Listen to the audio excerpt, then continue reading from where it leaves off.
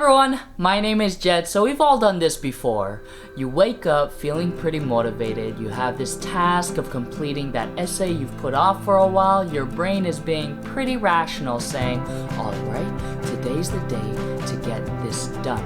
But then, something hits you.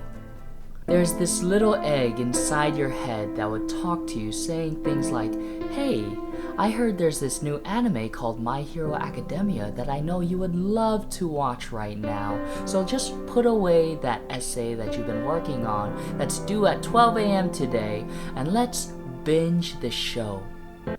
Maybe it's just me. But I'm sure that many of you had these thoughts before, and that is, why am I so unproductive? Because you know it's a problem, you know you should be completing that task, and yet here you are sitting around playing Persona 5 for 10 hours straight because all your friends are virtual. You're being a bum, Jed! Wait, what are we talking about? That's right, it becomes a cycle of unproductivity because you know you should be doing something better with your life, but you're still scrolling Facebook or Instagram. You become unproductive, you start to procrastinate. It has a terrible effect on your mental state because you start losing trust and respect for yourself because the things that you should be doing aren't being done. It becomes a point where you continue to be unproductive, and it's not intentional, but it's definitely irrational because you know it's bad for you, but you keep doing it. So let's just take this situation, sit down, and think about this for a few seconds. Alright, I'm done thinking about it. This is a job for future Jed. Take it away, future Jed. You'll do a much better job than I'm doing right now. Alright, this guy's crazy. He's crazy.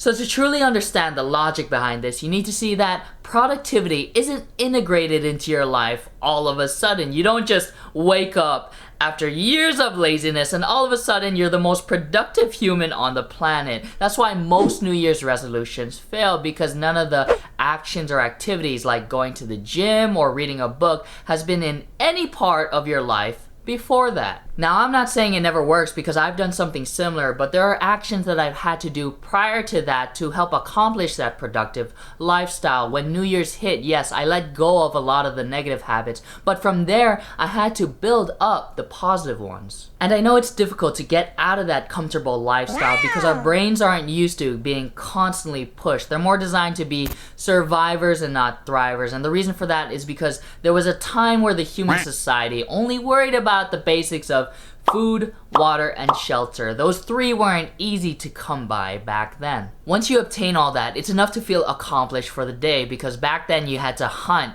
There was no filter for your water and they had no AC.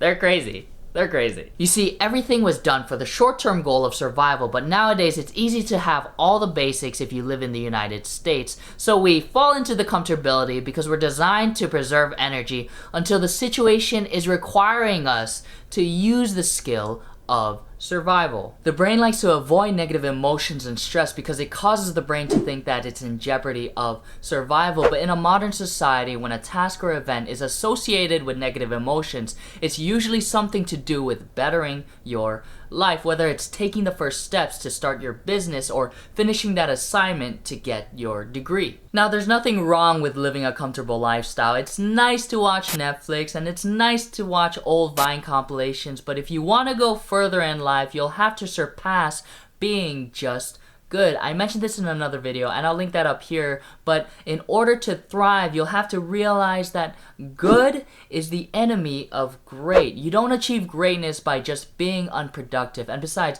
being unproductive and procrastinating can cause mental health issues over the long term, like anxiety, depression, and low self-esteem. I know there are days where you wake up feeling like it's a Monday and you want to do something productive, but you put off the task because you're too busy cleaning, I don't know, cheese. And the reason why you'd rather clean cheese instead of doing the important task is because of the negative emotions associated with it.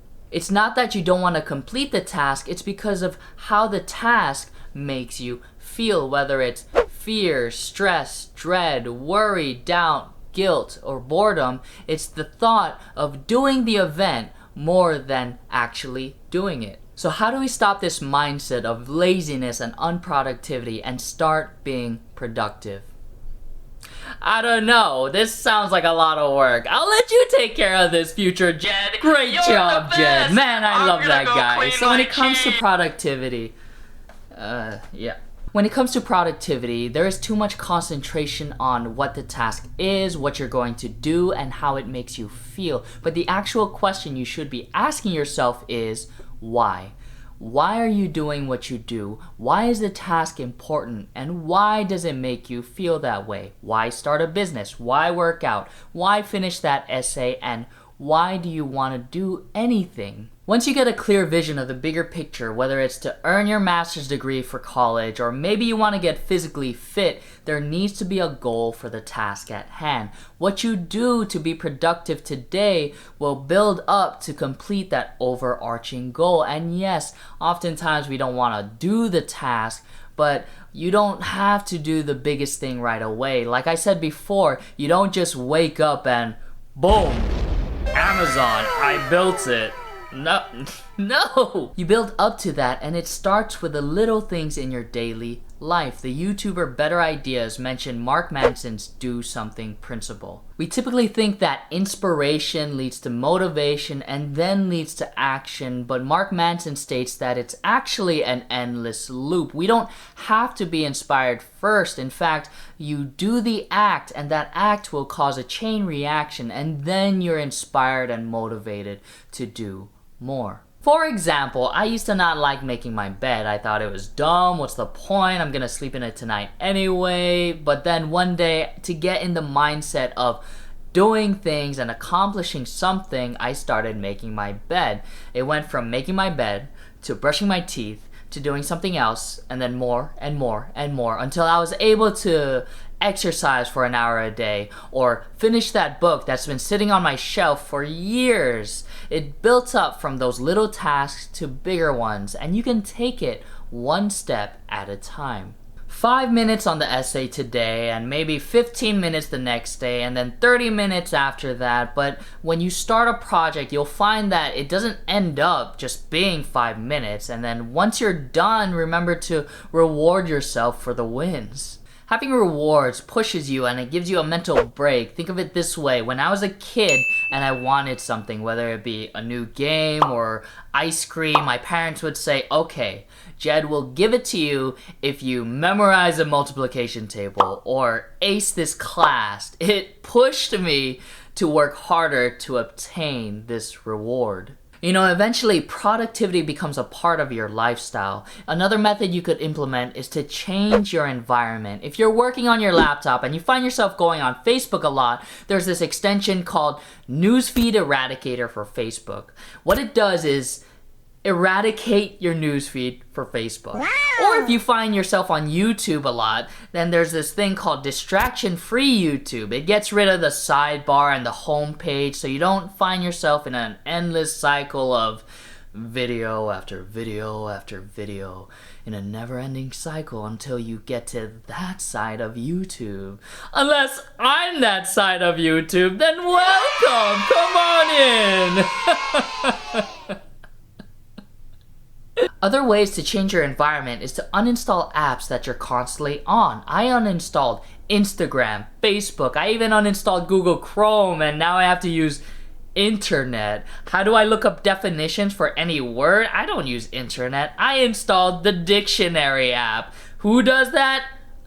I guess I do. There's even apps to help you keep off of other apps. I've been using this one called Forest, and what it does is you set a timer between 10 minutes and 2 hours, and within that time frame, you cannot click on any other apps while it grows a tree. It's pretty great, but it's been glitching recently, so I switched over to Stay Focused and App Block. What they do is you set time intervals of when you want to block other apps, and you can even set the amount of times you click on an app within a day or within an hour. Personally, I like using Stay Focused, but you can choose any out of the three. Another technique that I really can't take credit for since I saw it on Reddit, so thank you, sweet_moose. So this technique is you take a 30-minute hourglass, you put it on top of your phone, and you wait until the timer is done. Since it's a physical object, you're less likely to pick it up. Once it's done, you use your phone for a few minutes, then you put the hourglass back on your phone, and you wait another 30 minutes, keep repeating the process until you get your task for the day done. You see, changing your environment can help you focus on what's important for the day. If you think of it this way in terms of eating healthy, instead of passing by that stack of Lay's on the counter, being tempted every single time, simply ask someone to hide it. Or better yet, just don't buy it at all. Problem solved, and your body will thank you for it later. And if you still feel like you're unmotivated or distracted, just remember this. When you look back on your life, you see the steps you've taken, the mess you've made. The question is, have you become the person you wished to be? And I'll leave it at that. Thank you guys so much for watching. Make sure you like this video, hit subscribe and the notification bell so you don't miss out. And I'll see you guys in the next video. Peace.